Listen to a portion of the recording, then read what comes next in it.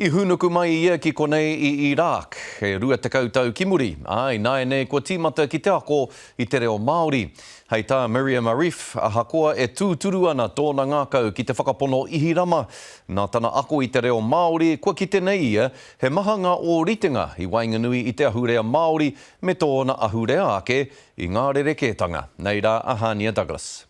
Ko Arafa te maunga, ko Rafidane te awa, ko Emirates te waka. Te tūtakitanga o ngā ahurea e rua.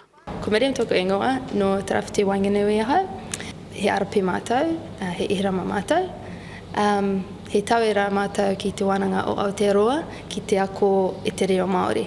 He mokopuna a Miriam Arif e rua te kaimawhitu ngā tau na Abdul Salam Arif te pirimia tuatahi o Iraki. I hunuku mai a Miriam me tōna whānau ki Aotearoa e rua te kautau ki muri I te matenga o tōna karaua. Hei tā te wahine nei, he nui ngā ritenga o tōna iwi ake ki te iwi Māori.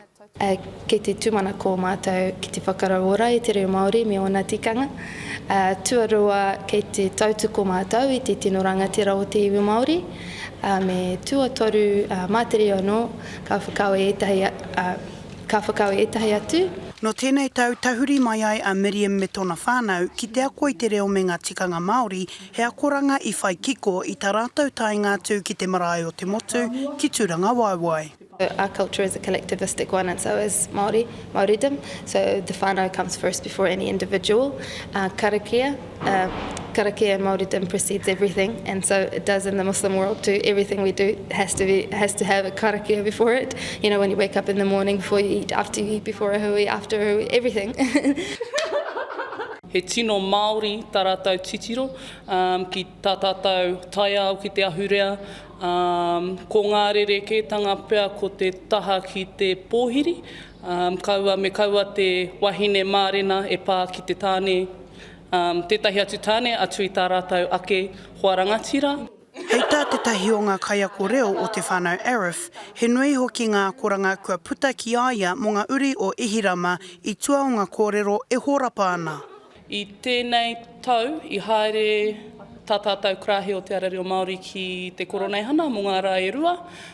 I reira, I ki te wēnei wahine I tētahi pau mō te puia, e noho ana ki runga I te marae atea o Mahinarangi.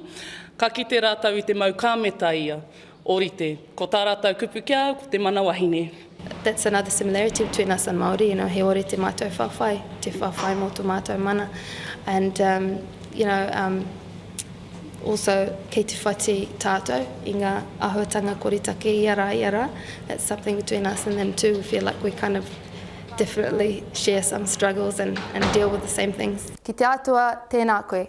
Me te aha, hei tā Arif me tōna whānau, e hikaka ana rātou ki te ako tonu I te reo kia Māori rāno te rere o te arero. E hara mātou I te tāngata matatau ki te kōrero, engari o kia ururowatia tonu mātou, kua tīmata tō mātou haerenga. Tērā hoki te wawata, ma pango, ma whero, ka ora pea te reo. Ahania Douglas, Te Karere.